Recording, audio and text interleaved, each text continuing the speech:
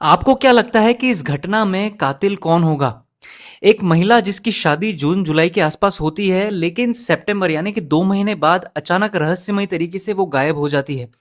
और 11 दिसंबर यानी कि 2 से ढाई महीने बाद उसकी लाश मिलती है उसी घर के सेप्टिक टैंक में। और लाश की हालत इतनी ज्यादा खराब थी कि एक बार को उसको पहचानना मुश्किल हो चुका था। छत्तीसगढ़ का ये मामला है जहां पर भोजराज और कामिनी दोनों ही एक दूसरे से प्यार करते थे और परिवार को बोलते हैं कि हमारी शादी करा दो।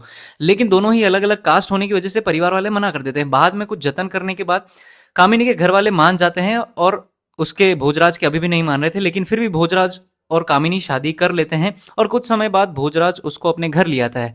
अब यहाँ पर पहले भोजराज के घर वाले नहीं मानते, लेकिन बाद में उसको एक्सेप्ट कर लेते हैं। लेकिन यहाँ पर बताया जा रहा है कि उनका व्यवहार कामिनी को लेकर कुछ ज्यादा खास था नहीं। अब आता है सितंबर का महीना, जहां पर भोजराज एक दिन काम से बाहर गया था। जैसे ही घर आता है तो वो देखता है कामिनी नहीं मिल रही।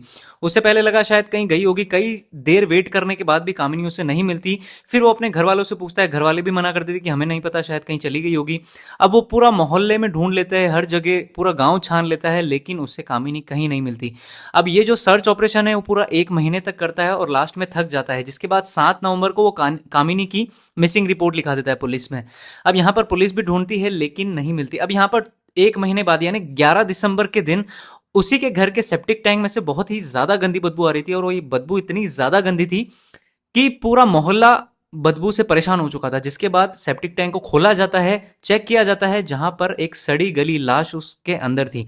पुलिस को बुलाया जाता है, जहां पर चेक किया जाता है तो वो कामिनी की ही लाश थी। अभी फिलहाल इस मामले की पूरी तरीके से जांच होना बाकी है। अभी शक के आधार पर जो ससुराल वाले हैं उन पर ही शक किया जा रहा है, क्योंकि ऑब्वियसली वो इंटरकास्ट मैरिज को पसंद नहीं करते थे और भोजराज को भी कई बार बोलते थे कि तू इसको क्यों लेकर आया। लेकिन यहां पर अभी कंफर्म नहीं है। और अभी जो शक की सुई है वो कामिनी के ससुर के ऊपर जा रही है कि इसी ने शायद मारा होगा। अब देखते हैं कि आगे इस केस में क्या होता है। आपको क्या लगता है, मुझे कमेंट करके जरूर बताएं।